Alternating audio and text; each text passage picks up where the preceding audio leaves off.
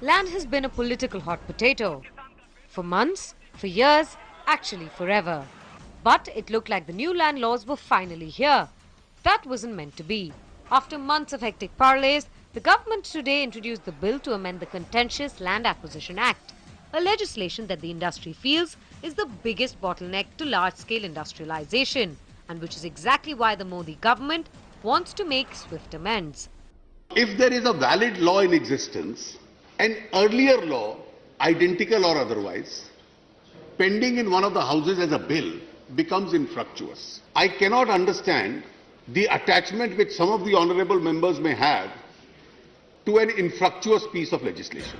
But the government's biggest test will be whether it can get the opposition on board. किसान विरोधी bill है और आज बाहर भी एजिटेशन चल रहा है, हर जगह एजिटेशन चल रहा है।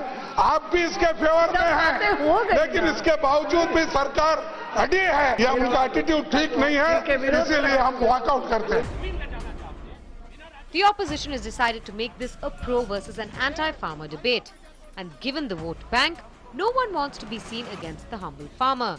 And so, not surprising, within hours, the BJP President Amit Shah has already set up a committee to look into farmers' interests for land acquisition. Simultaneously, the government is already working on its flow management strategy, and the first step is to get all NDA allies on board.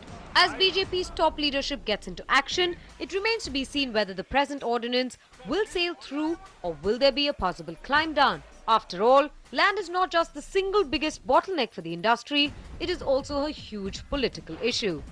Nitya Balakrishnan, Gauri Dwivedi, ET Now, New Delhi. Find us on Facebook at facebook.com/ETNow and don't forget to click the like button. You can also follow us on Twitter at ETNowLive. To stay updated with all our programming, hit the subscribe button on our YouTube channel by logging on to youtube.com/user/ETNow.